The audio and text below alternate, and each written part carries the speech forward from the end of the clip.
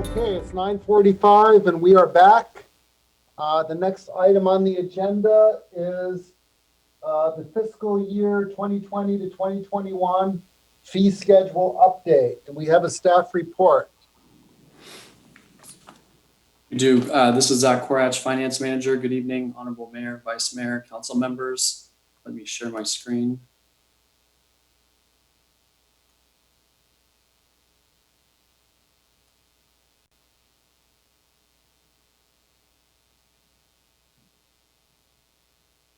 We see it. Perfect. Okay, I will jump right in. The item again is the fiscal year 2020-21 fee schedule update.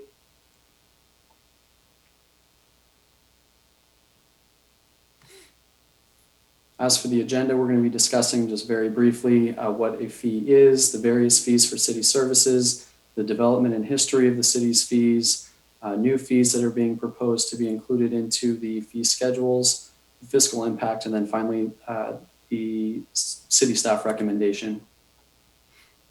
So what is a fee? A fee is, again, it's a fee or rate charged to an individual or group that receives a private benefit from services provided by the city. There are various fees that are provided by the city for Schedule A general fees. Examples include abatement fees, false alarms, Public Records Act requests, engineering fees within the Public Works Department includes design and inspection services, planning fees within the Community Development Department, current, mid, and long-range planning, building fees also within community development include general building, construction plan check, and building code enforcement. And then last but not least, Schedule E for parks and recreation fees. The slide before you is a look at the fee development and a history of the increases that have been applied to the fee schedules year over year. You will note that the increase factors for CPI, Consumer Price Index, for CCI, Construction Cost Index, and estimated labor cost increases are included for fiscal year 2020, for fiscal year 2021. But you'll also note at the bottom that staff at this time are recommending that these increases, again, particularly related to the CPI, the CCI, and the estimated labor cost increases, are postponed and will not be effective until October 1st of 2020. The purpose and intent of this is to provide financial relief for community members that are interested or seeking services to be provided by the city. With that said, there are 4 or 5 new fees that are being proposed to be added and included to the fee schedules that would in fact be effective on July 1st, 2020. The first being, we'll see it on Schedule A, the general fee schedule for tobacco retailer. This is a county regulated fee, and the purpose of approving this and adding it to the fee schedule would allow the county to administer and enforce the city's ordinance, which specifies that retailers must have their tobacco permits by July 1st. On Schedule B, the engineering fee schedule, this is not a new fee. There are no proposed increases in the upcoming fiscal year, but the parkland dedication fee was a fee that had been absent from this particular fee schedule for a number of years. Staff are recommending that the council approve the addition of this fee into the schedule.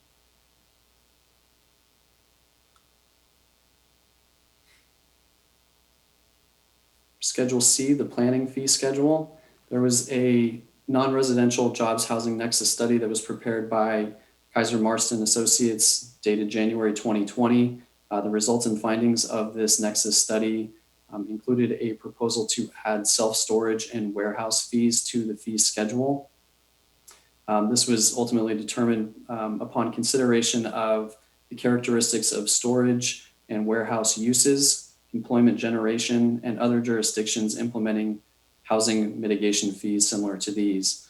And as a result, staff recommends updating the city's housing mitigation in lieu fees to include, again, the self-storage facility, both for unit not provided and unit provided, and the warehouse facility fee. Schedule D, the building fee schedule. There are two additions, one for pre-construction meetings at a rate of $418, battery energy storage system at a rate of $209. And then staff are also recommending three specific deletions or removals from the fee schedule. This would include field evaluation certification, special inspector certification, as well as material testing lab certification. The primary reason for these removals or deletions is simply one of two reasons: either resources are not available to provide said services, or current staff do not have the knowledge and expertise to actually provide this service to community members. For Schedule E, Parks and Recreation, there are no proposed additions to the fee schedule. The first bullet here is simply a clarification of the verbiage pertaining to the overtime fee. And then secondly and finally, a revision to the sports center fee. Currently is a daily rate that is charged to non-residents. In order to become more comparable with neighboring jurisdictions and agencies, staff are recommending that this daily rate be changed to an annual rate. Again, this only applies to the non-resident rates. Resident rates are not being proposed to be affected, excuse me. When we talk about the fiscal impact, and I will emphasize that, again, the initial staff recommendation is that any increases, again, related to CPI, CCI, and labor cost increases are postponed until October 1st. The numbers on this slide before you assume an entire year of those increases being effective. So in summary of these five schedules, the additional dollars, it's approximately $1.2 million in additional fee revenue. If we were considering just a 9-month effective period for those increases, we would take 75% and estimate approximately $900,000 increase in city fee revenues. Now, with that said, obviously we are amidst the COVID-19 emergency, and it is very difficult to estimate the timing and the extent and the volume of when engineering, planning, and building services are provided to community members.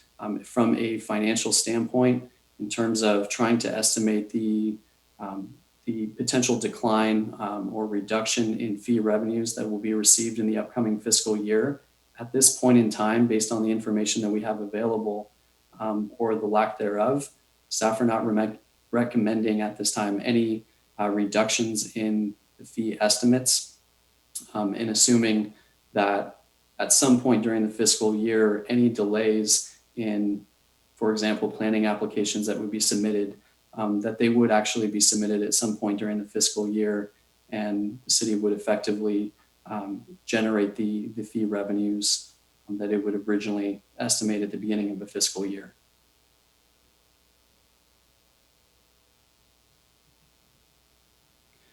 So lastly, we're at the recommendation to adopting the fee schedules A, B, C, D, and E. Again, these would be effective July 1st, 2020, but with the following exception: that all proposed increases to the existing fees resulting from Consumer Price Index, CPI, Construction Cost Index, CCI, and labor be postponed until October 1st, 2020. If there are any questions regarding any of the material discussed, myself and or other representatives from departments are available for questions. All right, before we go to questions from council, I don't know what's with my audio here. Let's go to Kirsten. Do we have any members of the public? I think Peggy Griffin said that she wanted to talk. I can't. Kirsten, are you there? I can't hear you. Yes, Peggy Griffin. Okay. Has her hand raised, and you're unmuted. All right, Peggy, welcome. Wait, just 1 second. Someone mute. I unmuted her. Peggy, talk. You can talk now. I keep on muting you, but okay. Are you there, Peggy? Can you hear me? I can. Okay. I sent email, but I wanted to make sure recently in the past several months, you passed a clean water and storm protection fee. And it was not supposed to be increased for 4 to 5 years based on the city website. My question to all of you is, will the clean water and protection, storm protection fee be increased? It's not listed in the annual review of fees updated, and no resident has been notified of this fee increase. So I'm hoping you say no. Thank you. All right, thank you. And I would just point out that the council didn't pass that because we cannot do that. It was the voters that passed it. But is that fee being raised, Zach? That fee is not included in the fee schedule and at this time is not being proposed to be increased. Great, thank you. Peggy, is that answer your question? Or you're still there? Okay. All right, thank you, Peggy, for raising that. Kirsten, was there anyone else? I have no additional email comments, Mr. Okay. Mayor. No speakers with their hands raised. Okay, so let's bring it back to council. Rod? Thank you, Mayor. Let's see, I'll get my video going here again too. So, I thought about this quite a bit, met with staff, as I suppose most of you did. And I think this plan that the staff has cooked up with is a good balance between being responsive to the crisis we're in that will have major economic consequences, but also recognizing that the revenue side of our equation is important. So I could dig into all the details and all, and I've dug into some of them, but I would just generally start by saying I'm supportive of the staff recommendation here because I think it achieves a good balance between having some understanding and appreciation for what's going on, and at the same time understanding that as a city we work toward cost recovery. I think the air district on which I serve will probably do something similar, where we are being thoughtful about where we're raising fees, but not doing a blanket fee adjustment that we've done in every other year that I've been on the council.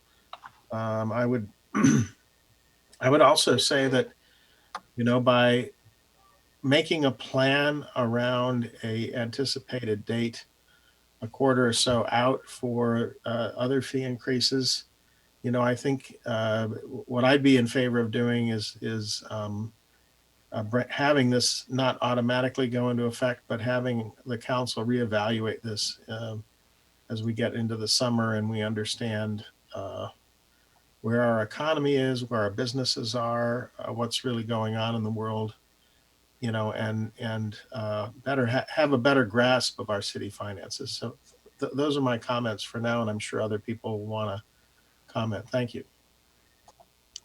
Okay, thank you, Rod. Let's see, are there any other hands raised here? I'm having, okay, Mr. Willie. So just a couple so that I kind of better understand. When's the last time that we raised the fees? It would have been July 1st, 2019.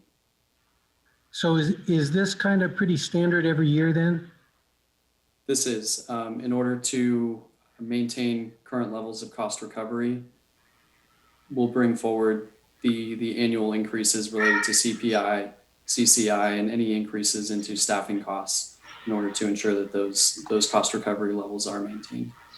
And the amount that we charge for these various fees, are they pretty much in line with our surrounding cities? Santa Clara, Mountain View, San Jose?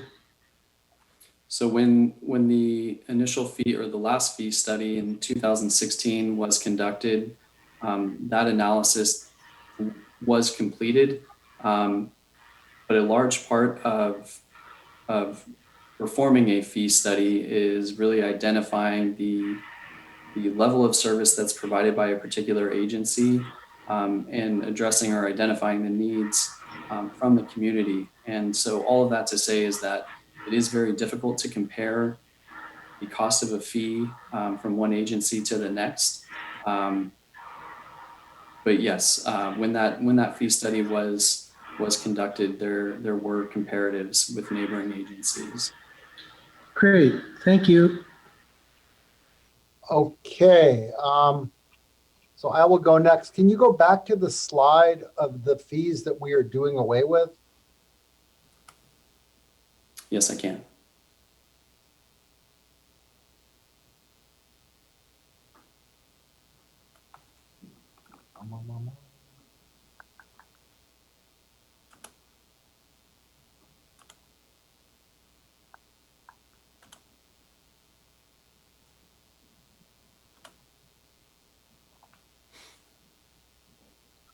Oh, okay.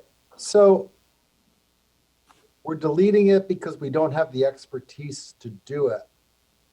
So what happens, first of all, what is the special inspector certification?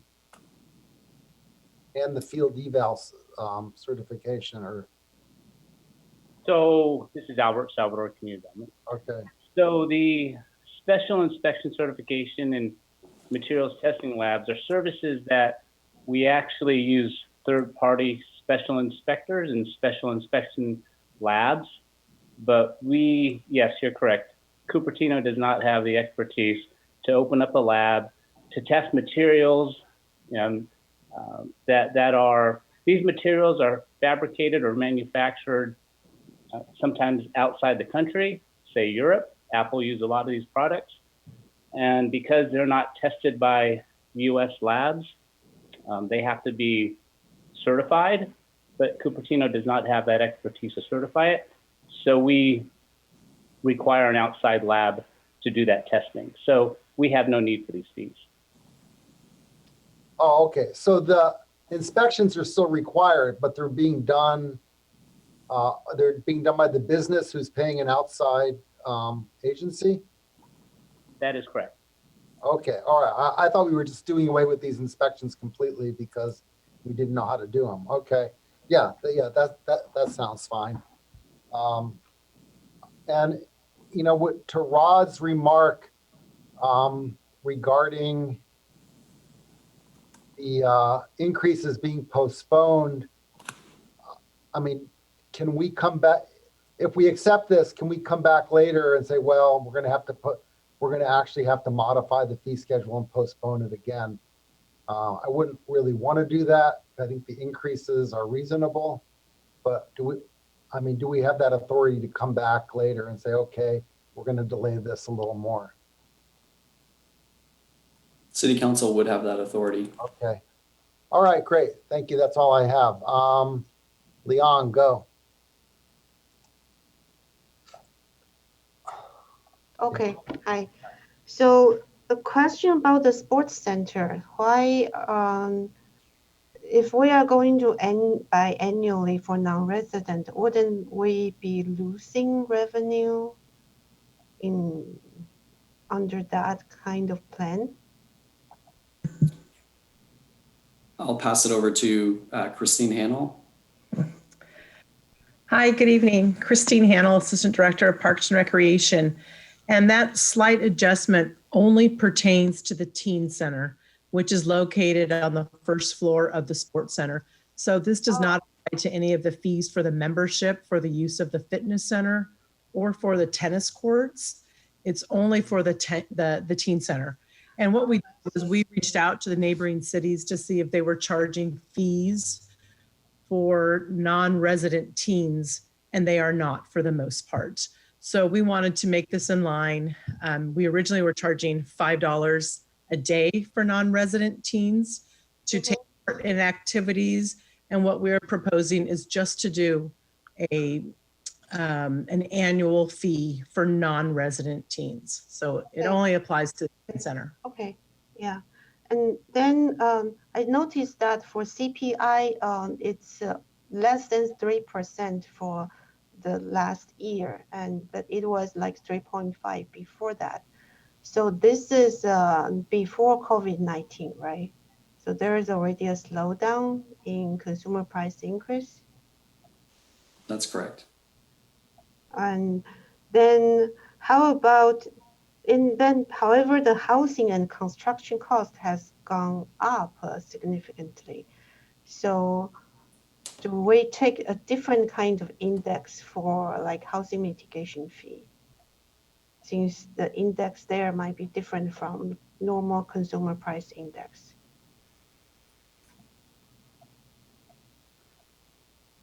So the increases, and I'll go into the schedule to double check, but the construction cost increase would not apply to any of the housing mitigation fees.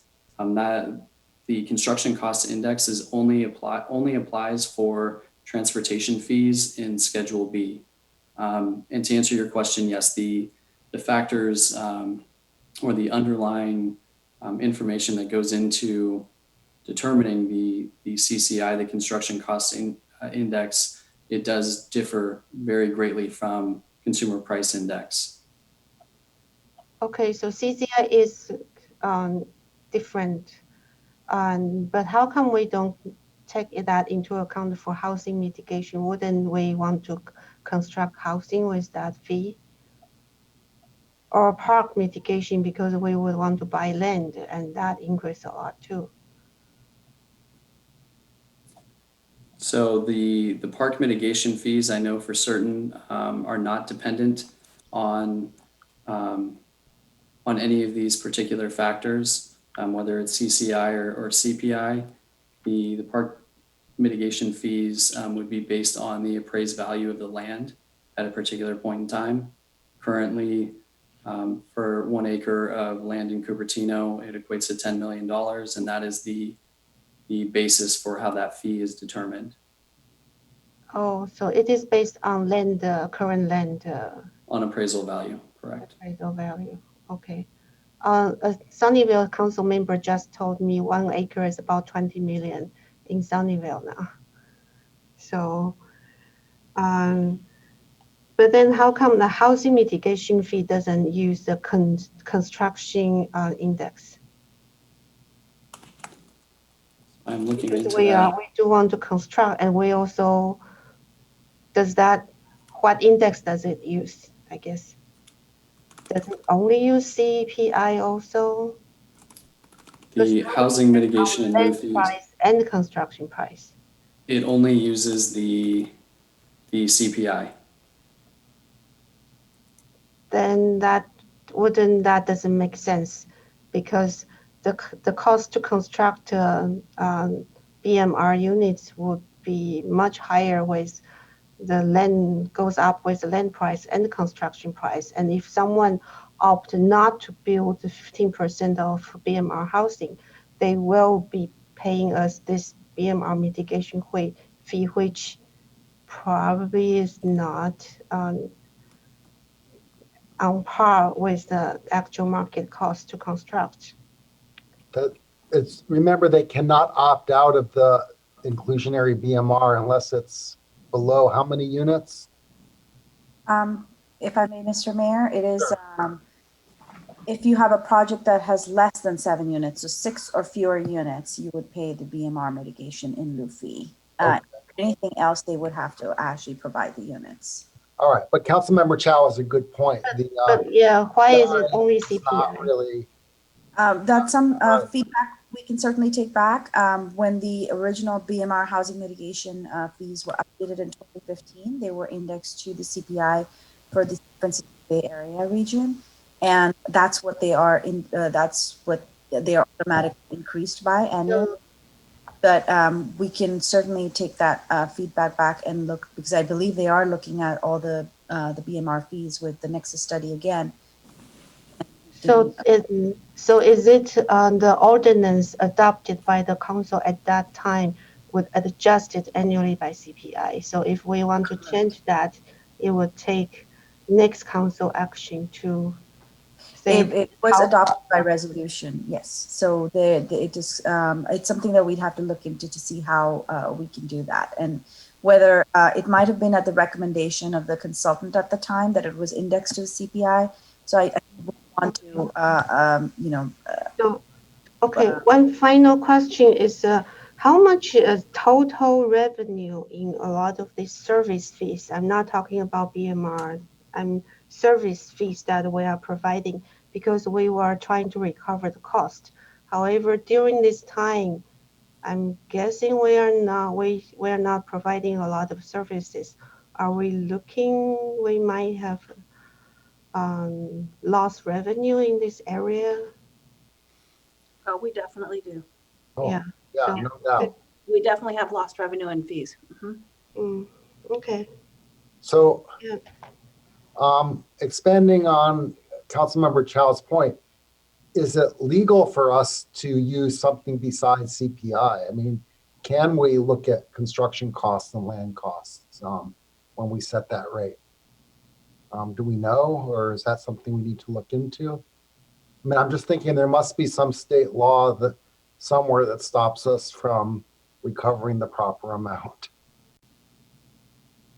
I don't believe so, but again, that would be an action to revisit the resolution establishing the BMR fee and the justifications behind that, rather than the action that's being proposed Okay. tonight. All right. Okay. Very good. Darcy, you want to weigh in?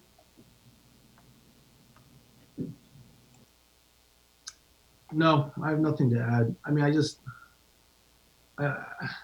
my only sense of a comment here is, we're in the middle of what looks to be a pretty severe economic impact. I look at these percentage increases, particularly in building and planning, and I just wonder whether it makes a lot of financial sense to impose these increases on our residents at this point, especially to this degree. But that's. Yeah, I mean, I understand where you're coming from, but then remember these are not arbitrary numbers. These are come up with because of our increase in costs. And if we have to revisit them later on, as Rod suggested, I'd certainly be willing to do so. I mean, it seems like a significant portion of those costs are based on labor costs. I mean, is there something that allows us to revisit that assumption in, say, 6 months? I know that we're looking again at it, but I can't really get my head wrapped around the idea that, well, we're losing a lot of fees because overall people aren't really applying, but at the same time, our rationale for increasing the fees was cost recovery. And, there's a tension here that I'm not sure we're identifying properly or at all with regard to whether. Well, I don't think anyone is going to not apply based on these fee increases. I mean, obviously, there's no way to know that. Right. I mean, another argument could be made that, well, if you're still set on applying, then you're probably you're probably the subgroup of people within the community that is better able to to front that. But I mean, yeah, really compelling rationale. That's true. I mean, unless we went back and revisited we can't really go back and revisit our labor agreement right now, or maybe we can, and then then the fees could be changed. But I think for now, I would go along with approving the fee increase. I don't think it's unreasonable. So let me try and understand. Most of the fees are just doing recovery cost, the cost of service, and then therefore we are only increasing by CPI. And our labor cost, which is what we pay for our staff, would go up annually about CPI. So we are not overcharging, right? We are just charging whatever we will be spending on labor cost to provide the services, right? That's correct. Is that right understanding? And we've been very generous in our labor allocations. I think if anything. Yeah, so we are not maybe even recovering the cost. Right. Well, I'll just say this. If you look at the chart, right, in the last 3 years leading up to this, you got in planning and building 11.16, 4.10, and 4.0% increase in fees. And this proposed upcoming fiscal year for planning and building, we're looking at 17.31% increases in fees based upon an estimated labor cost increase. So I think. And I would like to. I think maybe, let me just finish the thought before you jump in. Sure. I think maybe that is something that should motivate us to take a look at the effects of our labor cost increases and what we could be doing in the future to address this, because ultimately the impact is felt by the people living here and paying the fees. So that would just be my comment. Thanks. Go ahead. And if I might add, I just wanted to clarify that 17.3%, it does represent a 2-year period. In fiscal year 1920, city staff had brought forward a recommendation to increase the fees based on estimated labor cost increases of 1%. And that was really because the city was currently undergoing labor negotiations, and the extent of the increases of that labor cost were indeterminable at that point in time when the fee schedules were brought to council.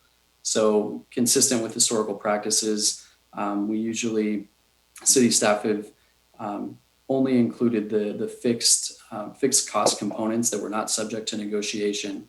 And so every third year we will see an uptick in the percentage to act more so as a true up for that 2-year period. Right. Okay.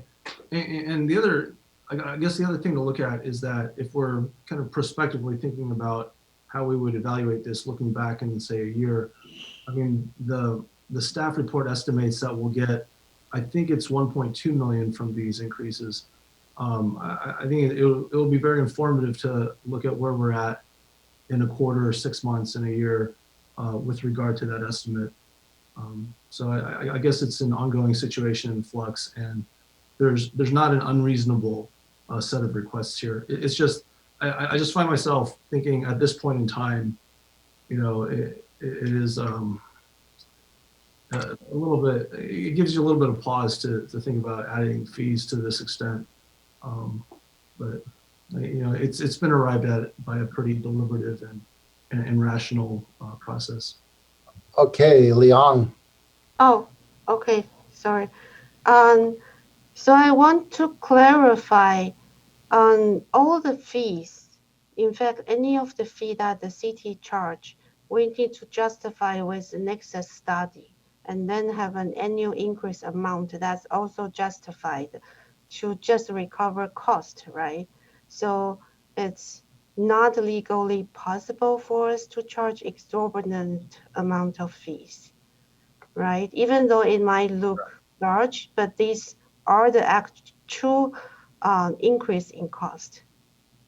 I might overstate this a little bit, but it's illegal for a government agency to make a profit. Yeah. So however large it is, we have to justify every increase and amount.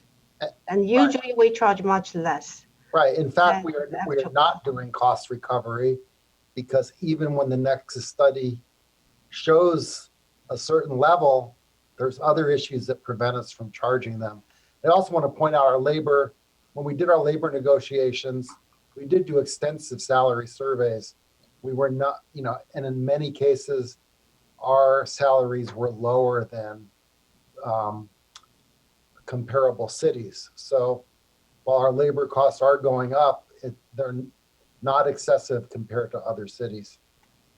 Well, that's going to also be the same situation as other cities are in too. Right, I know. I mean, we're all going to be in this situation. Right. Maybe in hindsight, we should have had something in the labor agreement. I mean, who could have foreseen a pandemic, though? I don't know.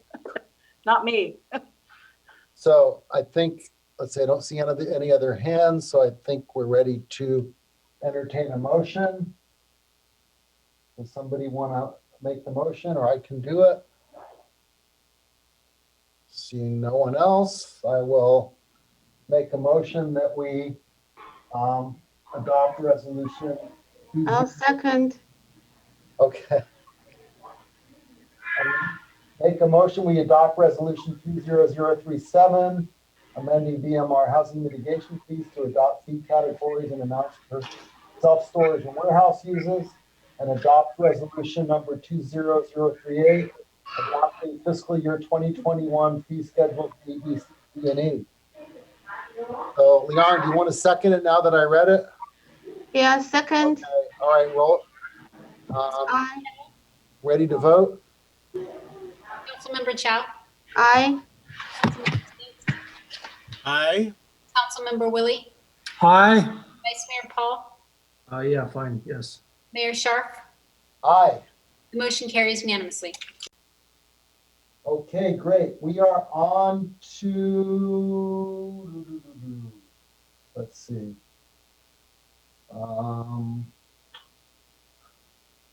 The item 11, 206866, the authorization to execute a Fourth Amendment to franchise agreement, including provisions to pursue sole negotiations for a new franchise agreement for solid waste collection for services with Recology Cupertino. And if regulations are unsuccessful, if negotiations are unsuccessful, an 18-month extension with a 5% increase on all rates effective February 1st, 2021, and a 5% increase on all rates effective February 1, 2022, in order to allow time to identify another solid waste collector. So do we have a staff report on this? Yes, we do. Good evening, Mayor, Mayor Sharp, Vice Mayor Paul, members of council, and members of the public. I hope everyone is doing well. I am Roger Lee, your Director of Public Works, and I'm accompanied by Ursula Sorova, your Environmental Programs Manager. And in the audience as a panelist and representing Recology Cupertino, who we're just going to refer to as Recology, is General Manager John Zarelli. The purpose of this presentation and the recommendation that Public Works is making in the staff report is all in preparation of a new solid waste franchise agreement that would go into effect at the end of January of next year. But before we get into the details of the proposed amendment and how it will facilitate a new agreement, I will quickly provide a highlight of the current agreement. So Ursula, if you go to the next slide. The current waste agreement with Recology is not the first and was authorized in 2010 with a 5-year term. Over a series of amendments that Ursula will cover in a moment, the term was extended an additional 5 years with an expiration date now of January of next year. Our current agreement and the services that have been required have stood out among many of our neighboring cities for at least the last 10 years. Our community of businesses and residents have enjoyed a high level of service and have paid rates lower than most. And due to this combination, have received a good value. Ursula will take the lead in presenting the Fourth Amendment. And before she starts, please keep in mind that approval of the amendment will not result in additional rate increases during the existing term of the agreement that is ending this coming January of 2021. So with that, Ursula, if you could get started. Thank you. All right. Good evening, Honorable Mayor, Vice Mayor, Council members. So the agreement has evolved over the years to meet the needs of the community and the requirements of the state for diversion, and there have been 3 amendments along the way. The first expanded organics collection to meet and exceed state organics diversion requirements, provided free compost bins for workshop attendees, and increased environmental days from 2 to 4 times per year. The second one provided time to assess organics diversion and do waste characterization. And the third addressed changes to curbside collection of household hazardous waste and cost changes in the recycling markets. During this current agreement, Recology has been very service-oriented and has provided a wide variety of programs at a reasonable cost. Indicator of the community's opinion about Recology was reflected in both the 2012 and 2017 community surveys. In both of those surveys, satisfaction with garbage collection service was second only to satisfaction with the library when compared with a variety of other services.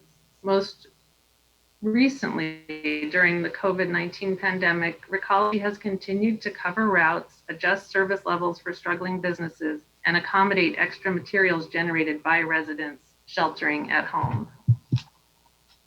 Because of the constructive relationship with Recology and the positive input received from the community, Public Works is recommending this fourth amendment. The purpose of the amendment is to authorize staff to begin sole negotiations with Recology for a new 10-year agreement, as opposed to going out to bid for a new hauler. In October 2019, Council authorized a contract with the consultant HF&H to assist staff with developing the terms of a new agreement. The negotiation process will include engaging with the community on needed services, the impact to rates, and planning ahead to meet new regulatory requirements that we know are pending, which cannot be avoided. It also provides for an extension of the current agreement in the event that negotiations are not successful so that we can ensure uninterrupted garbage collection services. The current agreement has built into it the option to negotiate exclusively with Recology if certain conditions have been met, meaning that we do not have to go out to a full RFP process unless we want to. We find that Recology has met the conditions in the current agreement to allow the city to authorize sole source negotiations with Recology. Diversion of materials away from landfill has increased over the term of the agreement and has met the goals to the maximum extent possible. Recology has worked with the city over the years on many pilots and programs, including early collection in the tri-school area, early implementation of organics diversion, ahead of state requirements, outreach pilots, and waste characterizations. Meanwhile, rates have remained low for our area. There have been 2 rate adjustments, but even with those in place, current rates, Cupertino's rates remain low compared to surrounding cities. Historically, our relationship with Recology has meant that we have been in the upper third for services and the lower third for rates paid. So if council authorizes this sole source negotiation by adopting this fourth amendment, and we are successful in our negotiating process, which will include robust community engagement and opportunities for council to provide input and direction along the way, we would be bringing a new agreement to council for authorization, and the term would start on February 1st, 2021. If negotiations are not successful, that would trigger an extension period or bridge term that would generally follow the current terms of the franchise agreement, with the exception of scheduled rate increases. The bridge term would be necessary to allow time to issue an RFP and negotiate with another hauler. Recology requested rate increases during that potential bridge term to cover the cost of providing current services. HF&H reviewed that request and determined that the request is reasonable for services provided to cover real costs during an 18-month extension. Even with the increases, rates would still be below market and low for the region. Our next steps in this process will be to move ahead with developing new terms, which should balance what is needed and valued with an eye to rates and consideration of new state legislation headed our way, specifically regulations that will require increased diversion of organic materials beginning January 1st, 2022, with hefty reporting and enforcement requirements. We will be reaching out to council and the community in a variety of ways to solicit feedback about services. The bulk of that outreach is planned for the summer months.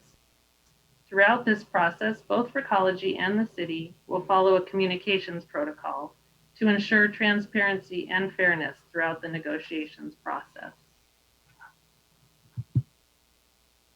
We have been keeping the Sustainability Commission and Chamber of Commerce updated and will continue to do so, and will receive their feedback as well. And we will come back to you along the way to receive input, provide updates and recommendations before we get to a point of requesting final authorization of a new franchise agreement. And we are available for questions.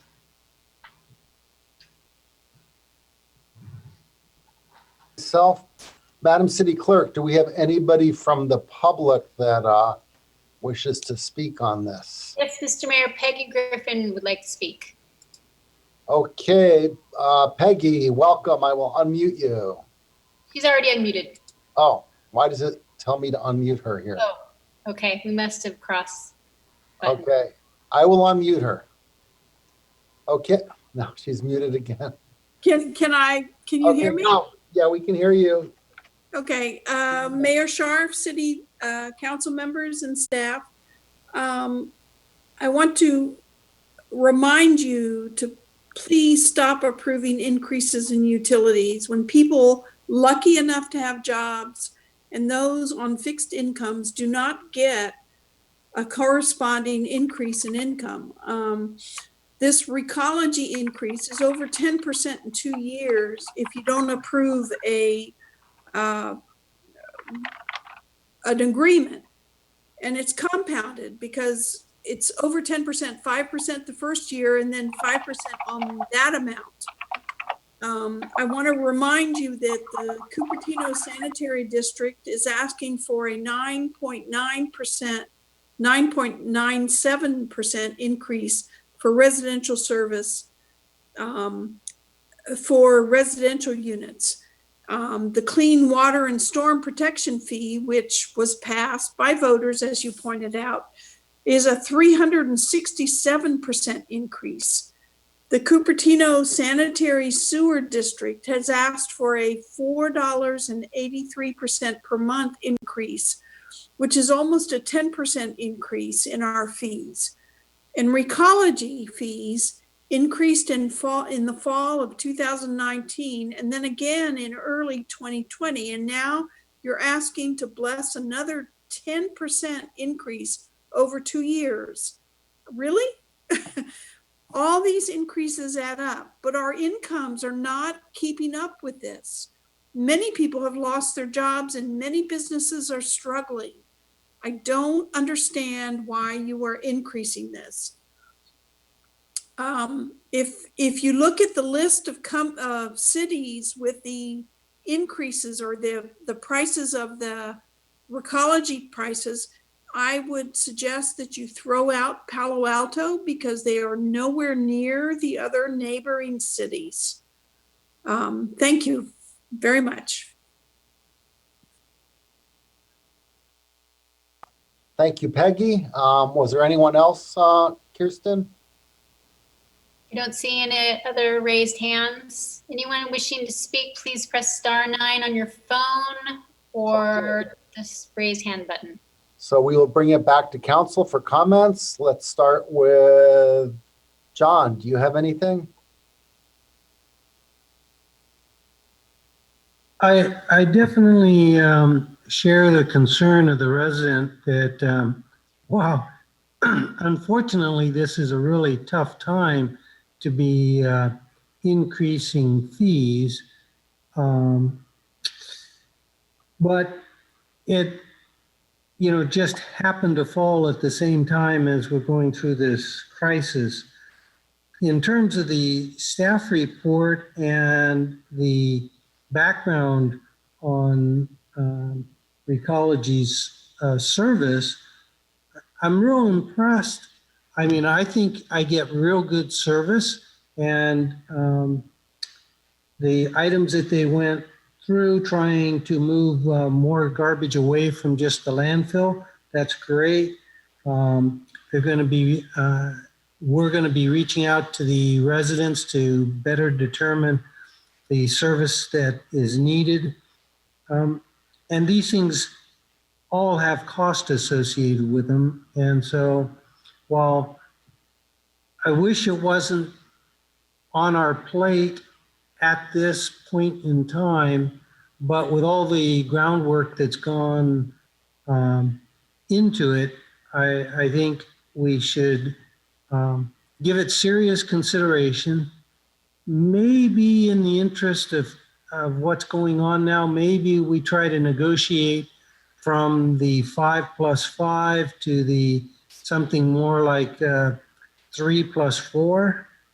I would just toss that out. But I'd like to hear what my colleagues have to say. Okay, thank you, John. Let's move to Leon. Do you have anything to say? Okay, I guess Yeah, Leon. hello, Okay. hi.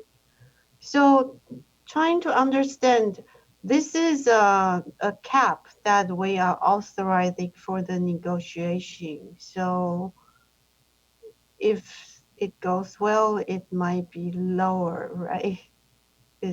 So we are authorizing a cap. And do we have any other options besides Recology? Or is the cost about the same as every year? So I don't think that 5%, if we don't reach an agreement, is a cap. The agreement could be more, could be less. I don't think we know. Oh, isn't the authorization is authorizing a cap? No, so it could be But 6. the authorization is if we don't reach an agreement, then it could go up 5% a year until we reach an agreement or go with another provider. But we don't know. I mean, if you looked at that chart, another provider could well be more than 5% increase, as could Recology. We don't know what the agreement is going to be yet. Mhm.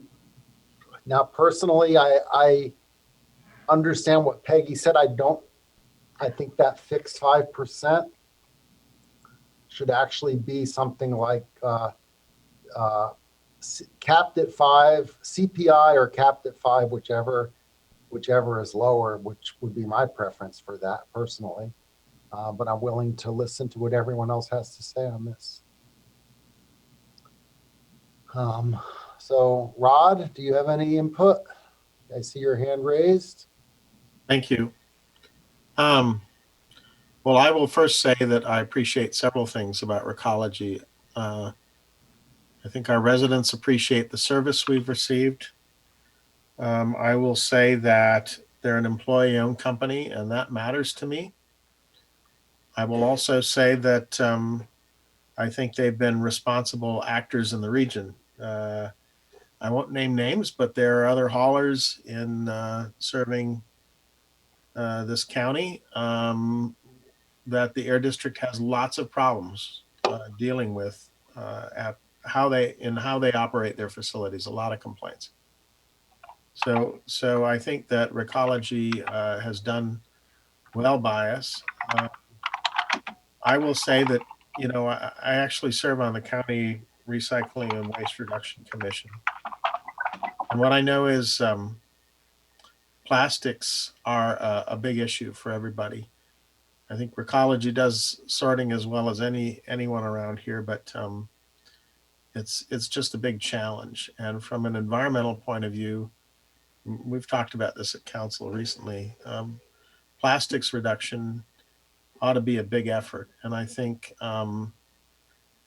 I realize that in a hauling agreement, maybe it's hard to think about how we try to reduce the plastics stream, but we know increasingly that countries that used to take our baled plastics are no longer doing so, and their requirements for tainting are getting ever more stringent. And I've even heard in some places where uh, I don't think this is true of us, but some places are basically just storing it and landfilling it. And I wonder. I know Recology has made some efforts to try to get a plastics reduction initiative on the November ballot, and wonder if there's anybody here, either city staff or John Zarelli, that might comment on what we could, first of all, what Recology has done to try to reduce plastics in the waste stream, and secondly, if there's anything that could be negotiated through the contract to send small signals to our residents to see what they could do to reduce the amount of stuff that gets sent out into the cans in this way. Roger, John, Ursula. I don't know if we have a Recology representative here. Is John still here? Oh yeah, he's there, but he's muted. Yeah, John's there, but there are a variety of things that we could structure in the new agreement, Councilman Sinks. They all come at varying costs, but in terms of if we wanted to go to split containers to try to get the containers on one side and fiber on the other side, that could be more efficient at doing sorting. But increased education, just being an advocate to reduce that type of plastics from getting into the waste streams. But that would be sort of a short list of things that we could consider.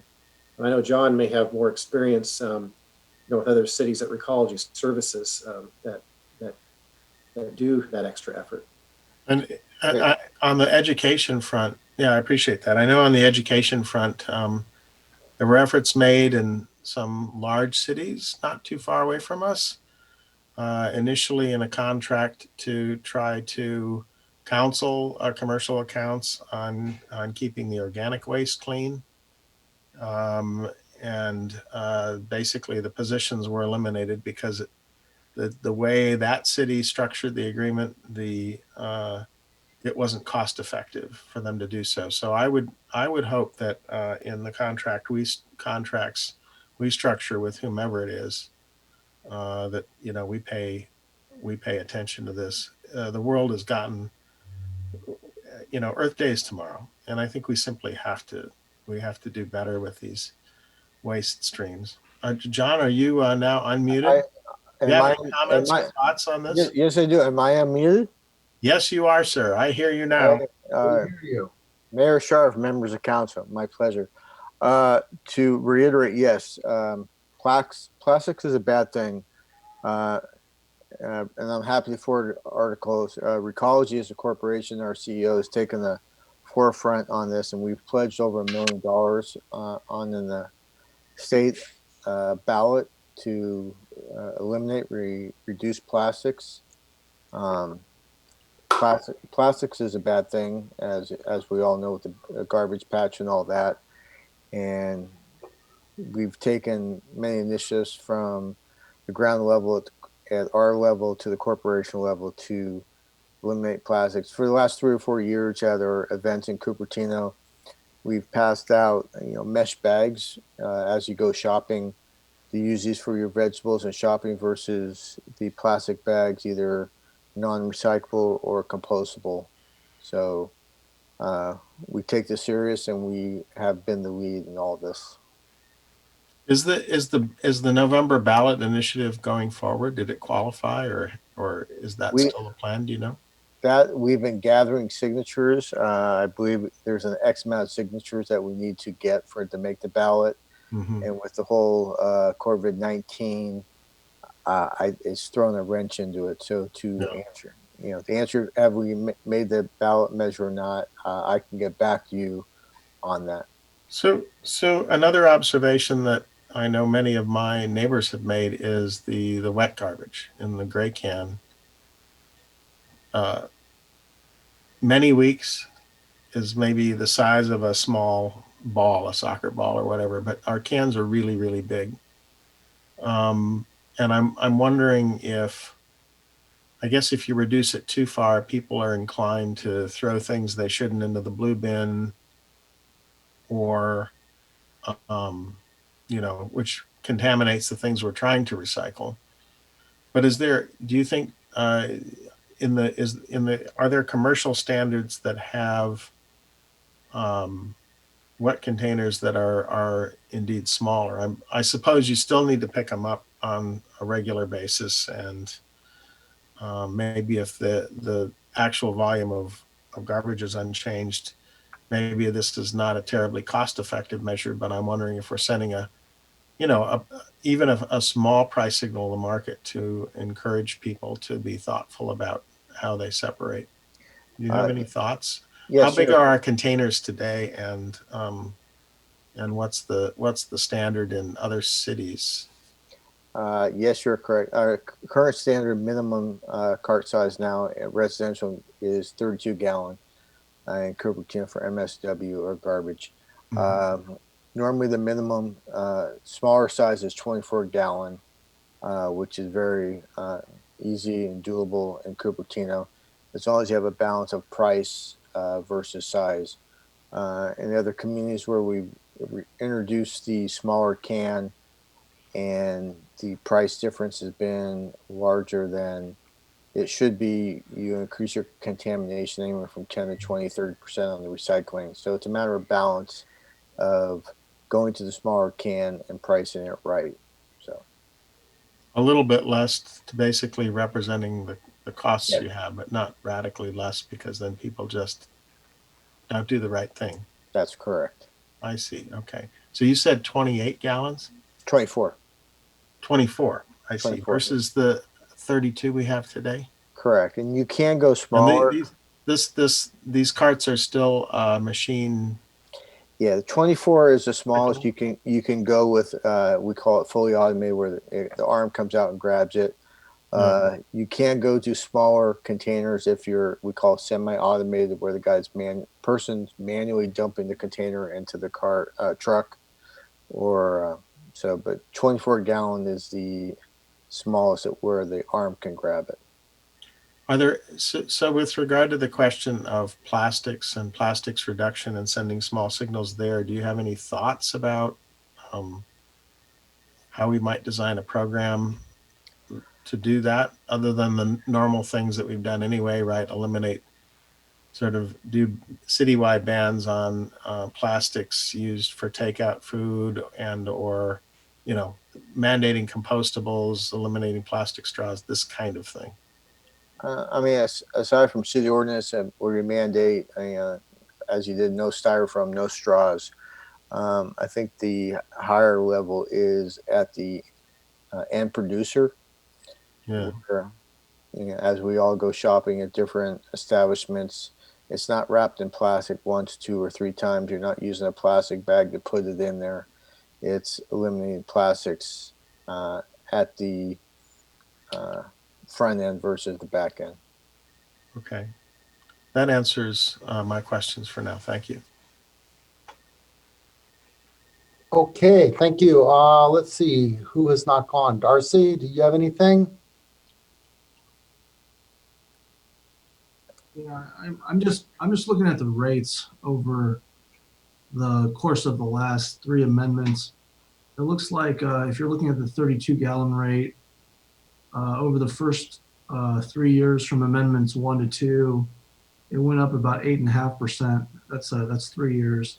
And then the next 3 years, which was amendment 3, it went up by about 16%. And so if we're being asked to approve 5% year over year, I mean, I think that's probably consistent with our 3rd amendment. But I'm wondering whether there perhaps is some recognition of what the resident reflected in her comments, that there are some financial pressures that are being experienced. I mean, is there any kind of willingness on the part of Recology to re-examine that 5% and make some allowances for the fact that there are strained budgets in the community out there? I guess I'll direct that question to any representative of Recology that would like to speak to it. Thanks. Happy to, Vice Mayor Paul. There are existing language in the agreement for residents who are on fixed income that addresses a discounted rate. I don't have those at the top of my head, but we are very aware and concerned, about increases for fixed income, and I think that's where it comes into the agreement. Okay. So one thing I do note, it looked like in your 3rd amendment that you pegged the increase percentage-wise to 3.93%, and there were some other adjustments as well. But would there be a willingness to kind of match that in the 4th amendment? I guess the answer to, I mean, we're happy to, meet with staff as far as, divide up the piece of the pie in different sectors. So. So there's, a minimum, less impact on the resident versus more of the other sectors of commercial apartments or roll off. So I guess what I'm hearing is that your company has done some calculations with regard to what your costs are and what the projected increases are needing to be across the board.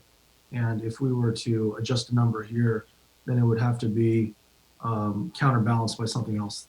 That's correct. Okay. All right. I guess that's and with regard to costs, are you projecting any decrease in costs based upon the current economic recession prospect that we might be looking at in the near or even midterm future? Our projections are based on the pre-COVID-19 effect, and that's what we're basing our requests going forward. We're still evaluating the effects of the COVID-19, which has been a large impact on the city of Cupertino, and I don't think when the ban gets lifted and when business come back, I think is still a crystal ball for all of us. Okay.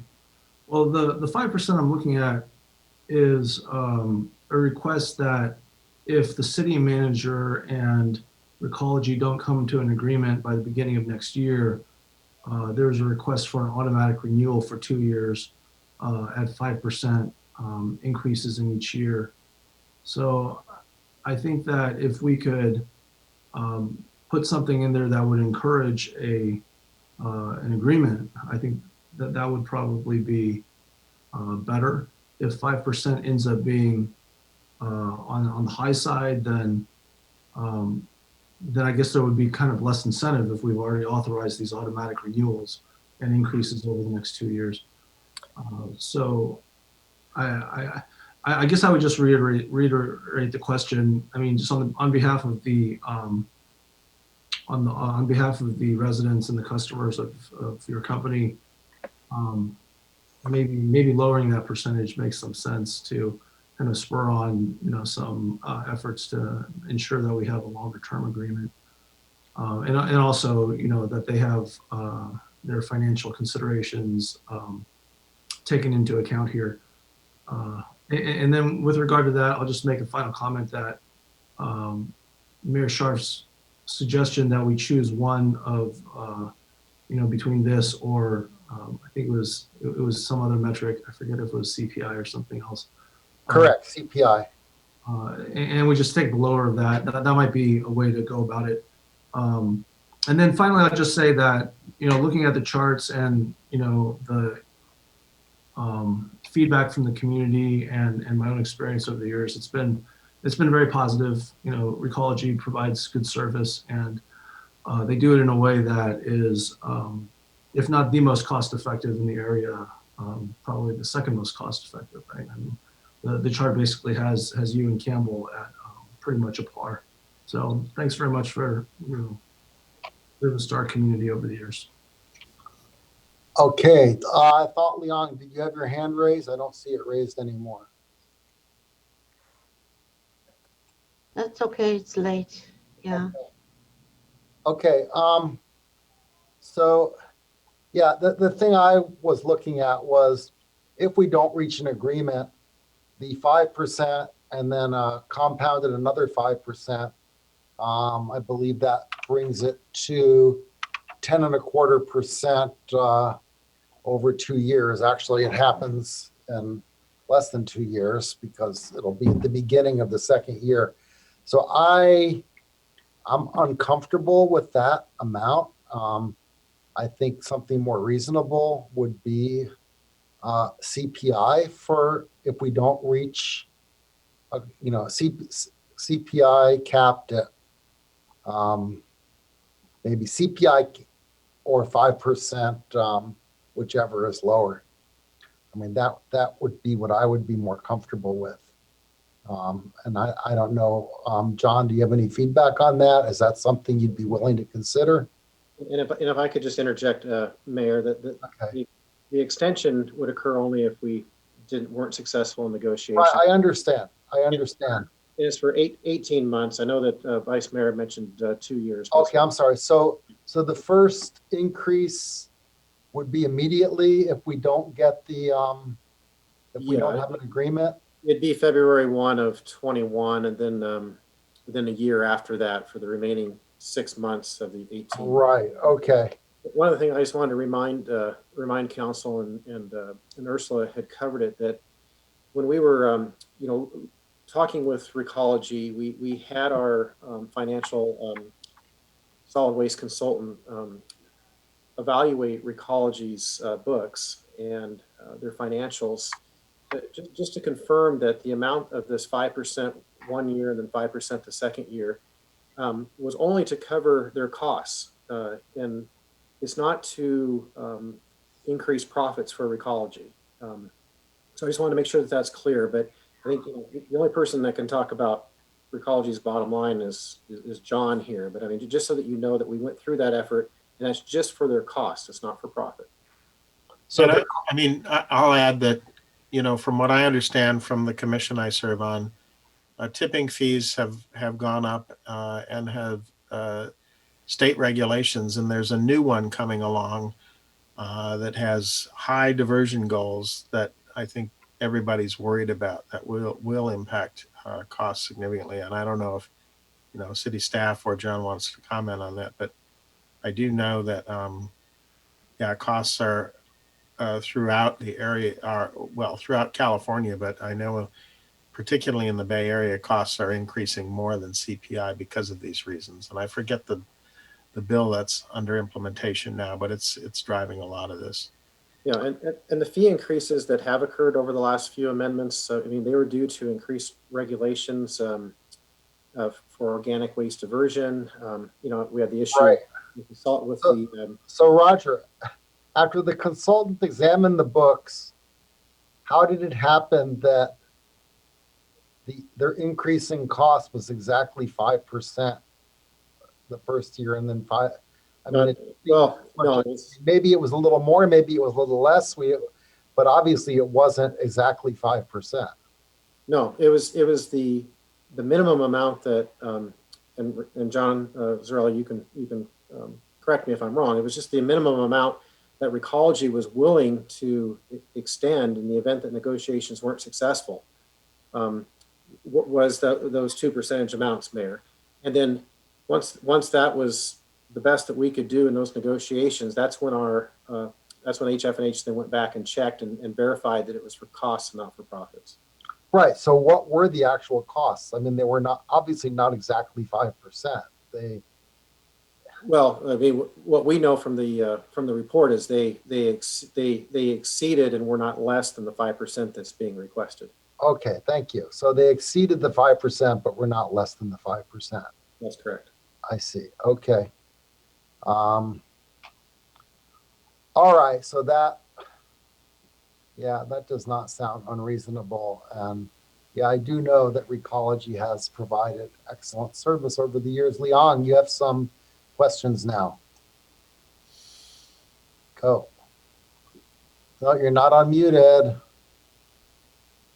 Okay, two things. First, so the cost that you estimate is depending on the amount of solid waste we produce, right? So if people are concerned about cost, we need to have a huge community-wide effort to reduce it, especially the recyclables.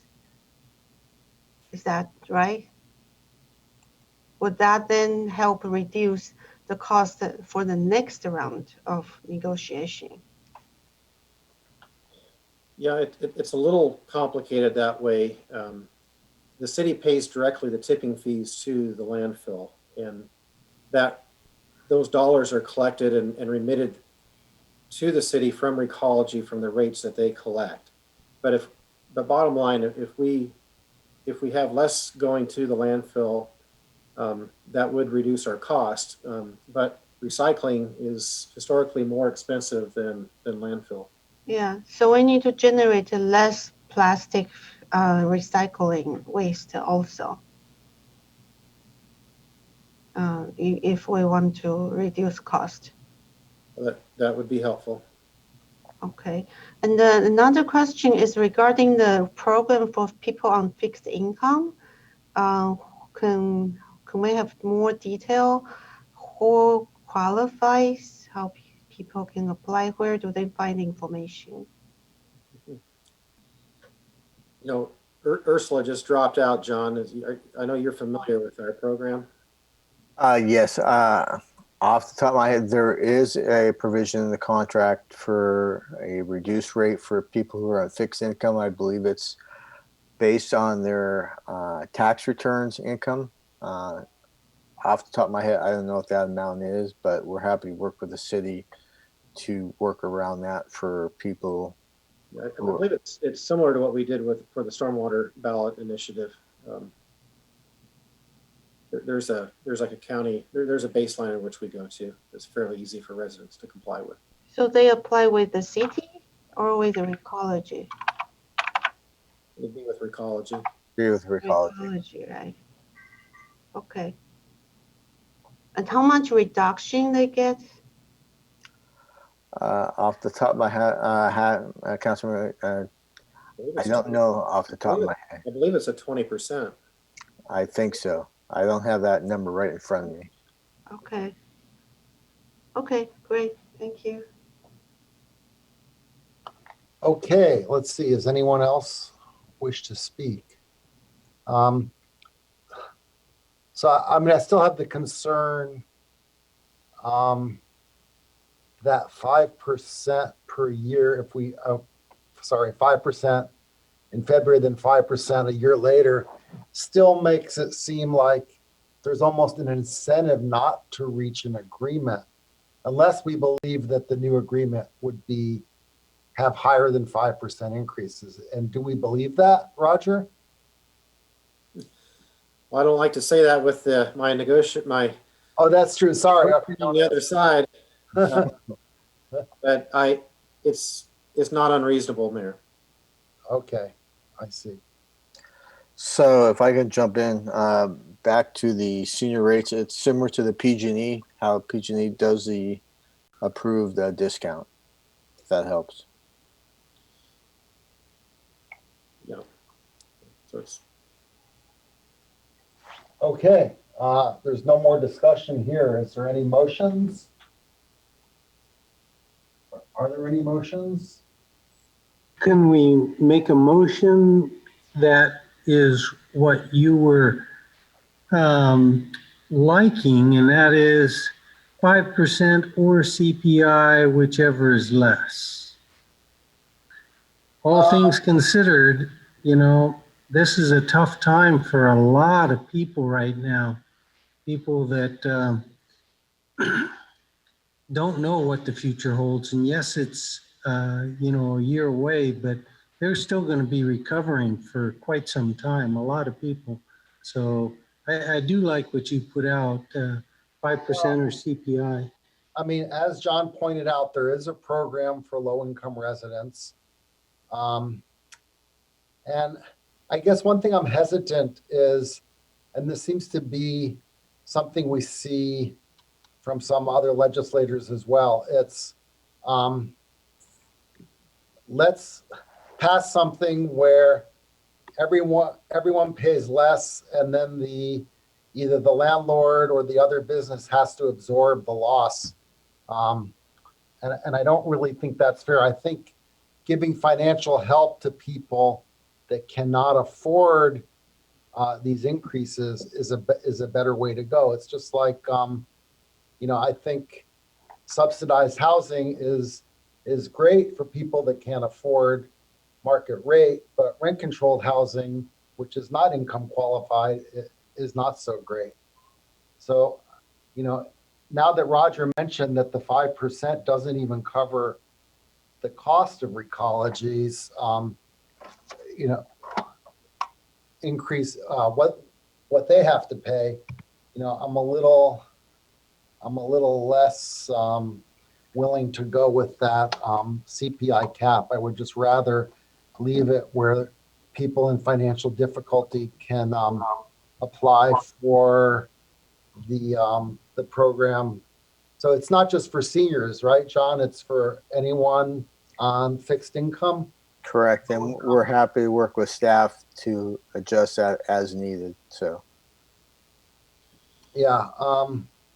Yeah, I mean, it's kind of like the eviction protections where you don't, the rent needs to be paid someday, but maybe not right now. But no one's getting evicted. No one's going to not get their garbage picked up, hopefully. correct. And another element that, what we do know is our current agreement, it sunsets at the end of January. And the farther that we go along without having the ability to negotiate with Recology or with anyone else, it can take up to 18 months to get anyone else in. And we really lose our negotiating power as we get closer and closer to that date of January of next year. It was one of the reasons why Public Works has really been pushing and have been fortunate to have had Recology available during this COVID thing to really get this worked out into council in the time that we have. So before Recology, I remember, I guess it was Los Altos Garbage, which became Recology. Did we ever, I mean, since I've lived here 21 years, have we ever had another provider? I don't recall. I'm not aware of one. Yeah, that's what I thought. Okay. So John Willie, I think that I'm probably not willing to go with that CPI proposal anymore. And then I would follow our Director of Public Works recommendation here. I'm willing to listen to other people's point of view. Leon, you have your hand raised. You need to unmute. I'm muted. Okay. So as part of this negotiation, you mentioned that we can also negotiate the reduction program, the assistance program for residents, right? So we can, if the residents have input on that, they want to be covered, maybe they can also provide input. Or how do we provide input so that maybe we can help people who need it, who could, this would apply? Well, certainly when we come to council at different study sessions that we have planned and all the community outreach that we'll be conducting. But yes, everything would be on the table in terms of what could be negotiated. So if we want to have a more robust program for people with limited incomes, we can do that. Okay, so that could be done through the community outreach process.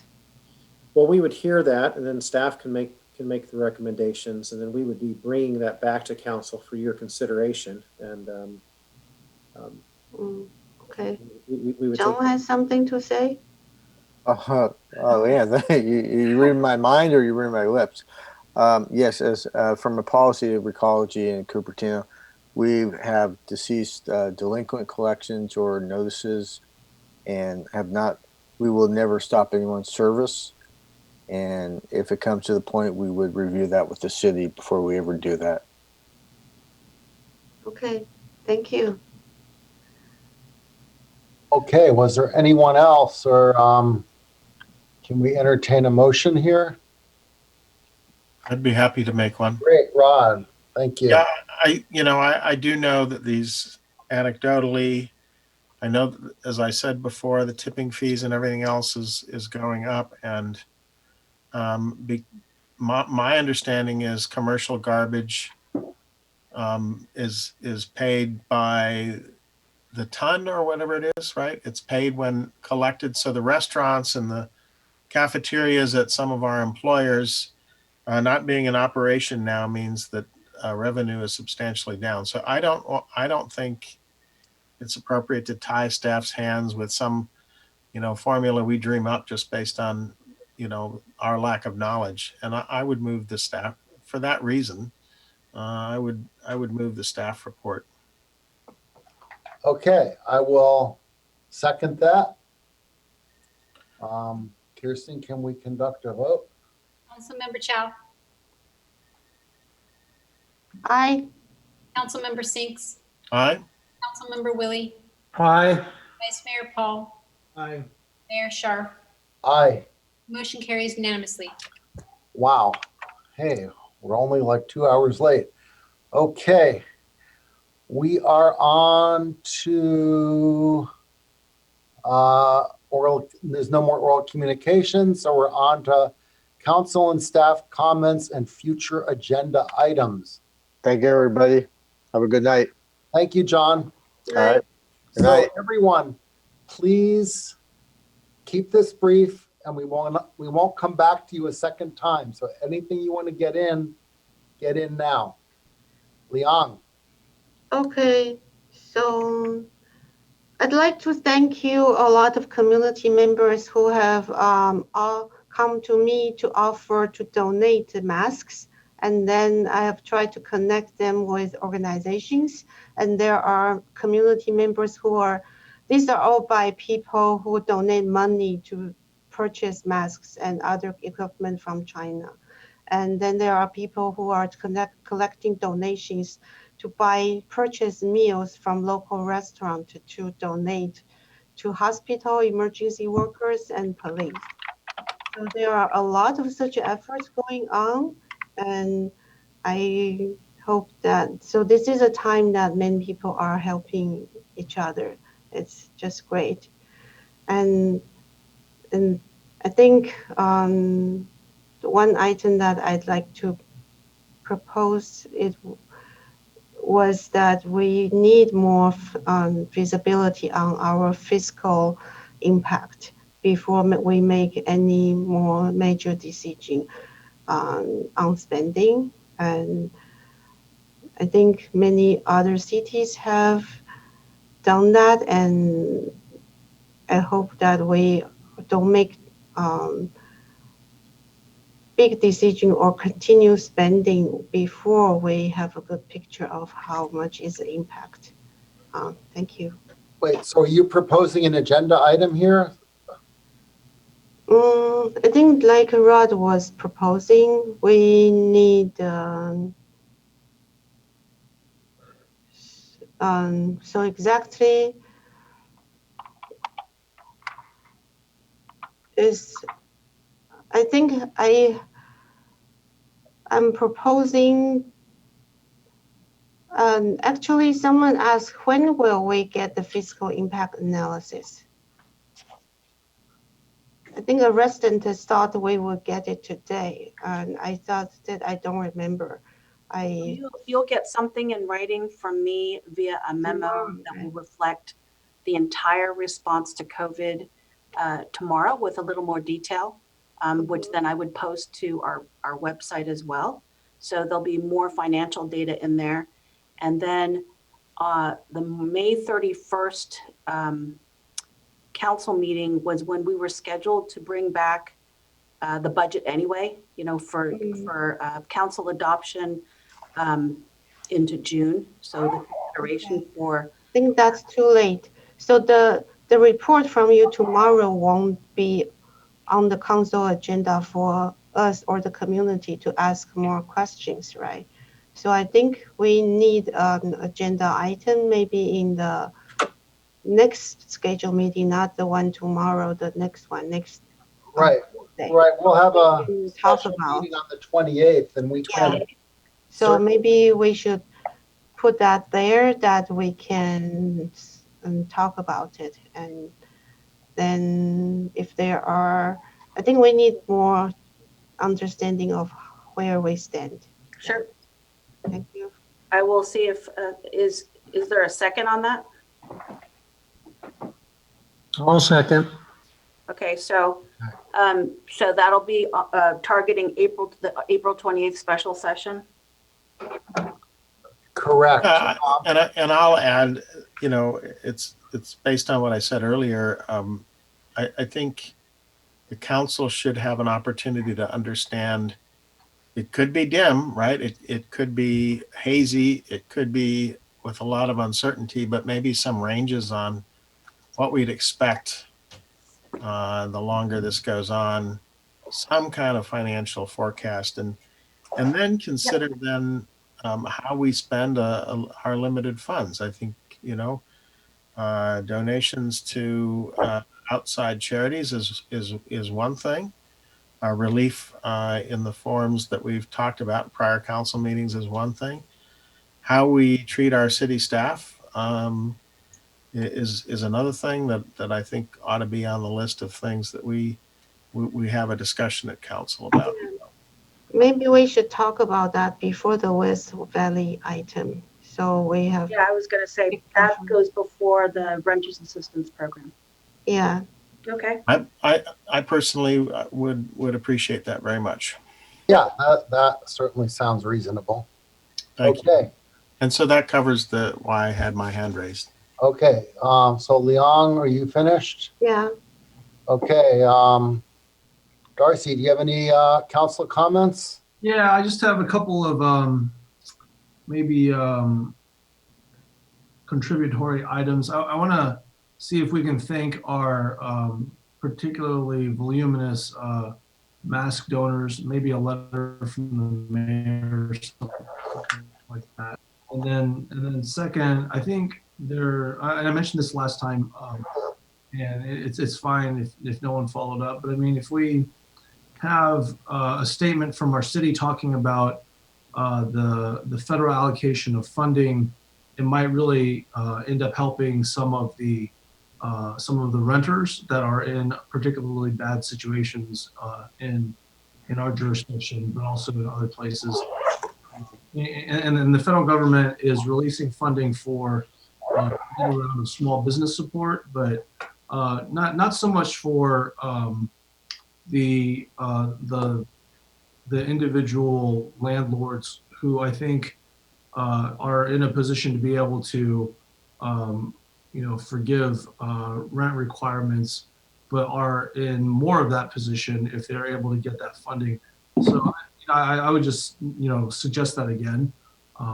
I don't know if there's other appetite, but if that's required in order for us to get some movement on it, I mean, and if the preference is for me to come up with some language and some suggestions, I'd be happy to do that. Yeah, I appreciate that. And I think that's one reason why a couple of meetings ago, we really wanted to see what was coming from the federal government in terms of assistance before we ran out and used our limited amount of city money for something that federal funds might actually cover and actually be far greater than what the city could provide. So I think the fact that we're doing this on April 28th is actually a good thing. The eviction protection has protected renters so far, and now it's time to look at all the funding resources that we may have, including what we have to do as far as our city staff should this go much longer. And I think we'll know tomorrow how long the county is extending the shelter in place from where it is now, because it obviously is going to be extended. We have not even reached the surge yet, but that will be in my comments. You have more, Darcy? No, I agree. I mean, I think it's very ripe to consider on the county level whether we want to weigh in on the eviction moratorium being potentially extended, and on the federal level, again, they're releasing apparently a lot of Paycheck Protection Program funds, but the EIDL disaster relief funding hasn't been released. It's really something that would, I think, more directly impact landlords that could then essentially provide that rental forgiveness for more populations, not just in our city, but across the country. Thanks. And again, I mean, if there is not a second for that kind of examination, fine. But if there is, and staff would prefer to, sure, I'll second that. So great. Finish that up. Yeah, and I'm happy to work on it. Just let me know if that's that's needed. Thank you. Okay, you done? Okay, so I have been spending a lot of time, 2 times a week. I have been on calls with Santa Clara County regarding COVID-19. I wish the news was better. Unfortunately, our county, we currently have the highest per capita death rate in the Bay Area. This is a time where it's not good to be number one. We have the second highest per capita death rate in California. We're only behind Los Angeles County in per capita death rates. I don't know if you saw the news yesterday where our county executive, Dr. Jeff Smith, stated that 95% of our population is susceptible to infection. And on March 28th, he said things are going to get considerably worse. For the 90, he was responding to the Stanford study, which has been controversial, saying that our infection rates are orders of magnitude higher than the testing has shown, which I don't think actually surprised anyone since our testing has been rather low. And I know we're going to discuss this tomorrow, but if you're aware, 6 other Bay Area counties are now requiring face coverings to slow the transmission rate of COVID-19. As Alameda, Contra Costa, Marin, San Francisco, San Mateo, and Sonoma counties all have some level of face covering requirements. And personally, I've been disappointed. Santa Clara County is the odd man out here. We're recommending face coverings, but not requiring them, even though we have the highest per capita death rate. And to be honest, I'm disappointed that our county has had a rather tepid response to this. In stores, I was in Home Depot today in West San Jose. It's about 50% face covering usage. You can't tell someone you have to put on a face covering. Some stores are requiring it to come into the store, but most are not. So I know tomorrow night we're going to discuss whether we should go any further than what the county is recommending. And I think it's not only to reduce the transmission rate, which is important, but it's will help us begin to reopen our city and our economy as soon as possible. And as Darcy stated earlier, we need to thank the people that have donated the masks, including Stephen C., I think I pronounced his name right, or say, from Pro Shalom Investments. He's the one that donated the 20,000 non-medical masks that are in City Hall right now and are being distributed. And yeah, that was very generous of him to do that. And let's see, I think that is all I have. Does anyone else? Oh, Leon, you have your hand raised again. Okay, even though I said you can only go once, you can have 30, I always forget something. 30 more seconds. So, I brought up that I know that the death numbers are still high, but then not many business can sustain with no income for so many weeks. So we need to start looking at who might be able to operate safely during this time, so that certain business might be able to start. I think the county is starting that discussion. Maybe Cupertino could start that now so that we can provide input so that the first wave of opening include Cupertino business. So I thought we need to, maybe we can talk about that next week also. Right. I mean, I know we're all anxious to get things open. Of course, if you're dead, you can't patronize any business. So the first. Yeah, but then the percentage of people who are susceptible. There are people, for example, gardeners, landscaping. There are businesses who can operate safely, and they are operating right now. Even essential business. How are all these essential business operating? They are operating. Right. Okay. So it's not like everyone is stopping. So we need to find a safe way for people to start. So we're all free to contact the county and give them their input, give. Can we give talk them- about that in our council meeting next week? I think we can talk about it. I mean, let's see what the county is going to start doing tomorrow before we, since we don't have any authority to go beyond what the county is doing anyway, we can only. Yes, but we can provide input for Right. our businesses, right? Right. So I think we can do that on the first regular council meeting of May. We might be able to do that in May, yeah, May 5th, I think it is. May 5th. So that's only 1 week past that. And then we'll know what the county is proposing and we can propose our own things. I think their meeting is tonight, so we will know tomorrow. Okay. I think we'll know by tomorrow. No? And there's so many, yeah, and there's so many requirements that drive from what they decide that impacts the cities that to do it any earlier would be probably not very productive. We can make some guesses right now, and we can. Well, they are not making decision tonight. They are starting the discussion. Yeah. And who knows? I mean, they may say open something and we may say it's too soon. You know, we can be stronger than they are, but we can't be weaker than they are. And what I'm concerned is they will say open A, but maybe. Well, and can I just say this is to decide whether we put something on the agenda and not to have the discussion now. Yeah. Okay.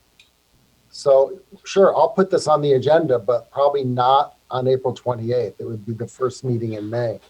Mm. Okay, John.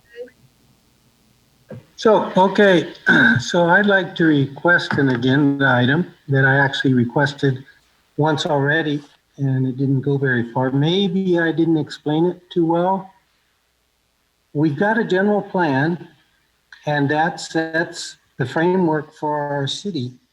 And we have a general plan amendment process, which seems to indicate that it's not a big deal to not adhere to the general plan. So I would like an agenda item so that we can discuss and truly come up with what the city's position is on development.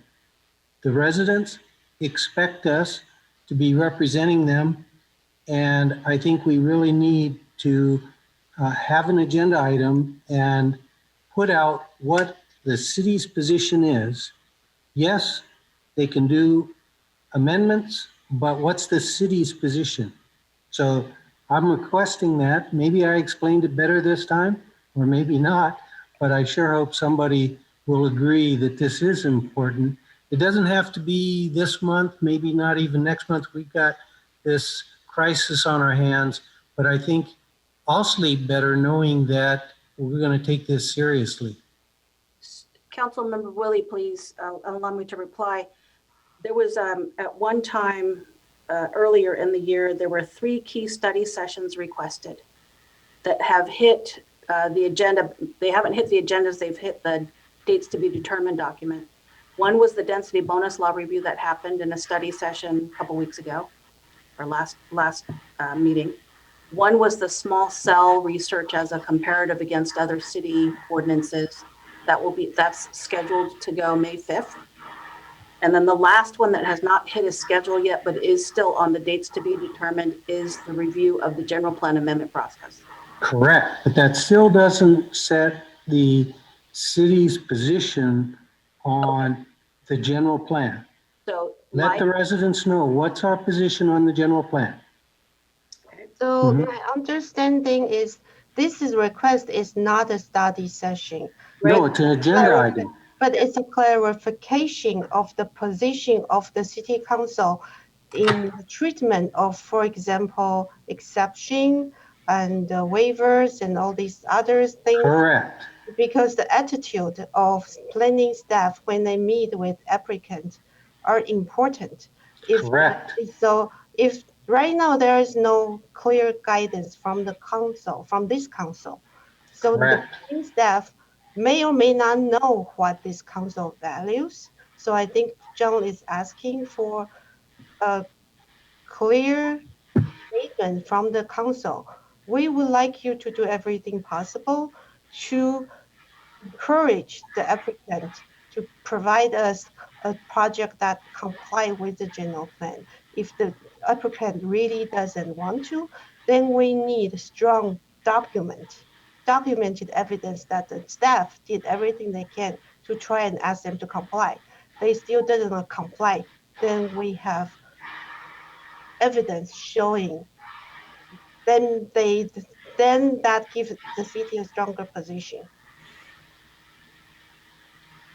So I think that shouldn't take too much staff time. It's a matter of, let's clarify our vision. So are you seconding that or not? Are you the second council person? I second that. Okay, so then I think staff members don't watch all the council meetings. Okay, then We have no cannot assume they know what we think. All right, we have no choice then to put it on, but to put it on the agenda with two people. Yep, I got it. Okay. Do Council Member Willie and Chow, do you agree that it should be after the study session? Or do you want it before a study session? It should be before. This doesn't depend on the content of the study session. Okay, well, yeah, Deb, so, I mean, this is gonna be a lot of staff time, so you're just gonna have to, we may need to take something else off the work plan in order to have this. Yep. Okay. So Wait, this is just a declaration. Why do you need staff? I'm just making a proposal, but it seems we could have a subcommittee of the council members draft the proposed declaration that then comes before council, or, this doesn't need to be That's something fine. that I mean, staff works up. It's John and Leon that are in favor of this, so. Okay. I would just very briefly say that, to me, I think each one of us on the council needs to say, what do we feel that the residents have told us, and we put those out, and then we say the sum total of that is that this is the message that city staff should be working to. And I do like the trying to get some type of documentation to support then when it doesn't meet what we've decided is the city's position, that we can at least understand that they did do, a real effort. So or they provide so much benefits. Okay. So this will be on the agenda. I mean, my position is the city's position is the general plan, and it's an onerous process to get a GPA. You have to do 3. Anyway, we can't discuss that here. It'll be on the agenda. The thing is, no one knows your position. Okay. Staff doesn't know, right? How would they know? I think they know. Okay. But so you and John are going to be the subcommittee. Is that fine? Is that acceptable? Okay. Well, I'm saying I don't really think a subcommittee, an agenda item, but. Okay, then we just each provide our input. That's fine. When the agenda item comes up, that's fine. Okay. So that would be the purpose of the agenda item, is for each of you to discuss your positions. Is that? Mm-hmm. Right. Yes. Okay. So it shouldn't need as much staff time. Right. If it's only us expressing our opinion on, yeah, maybe then at the time we can form a subcommittee to write something. Fine. Okay. Is there anybody else that needs to speak before we adjourn? Are we on time, Madam City Clerk? We are not quite, about an hour, 45 minutes, I believe, off. Okay, that's not too bad. All right, so if there's nothing else, I guess we can adjourn. I don't have my gavel, but okay, thank you all.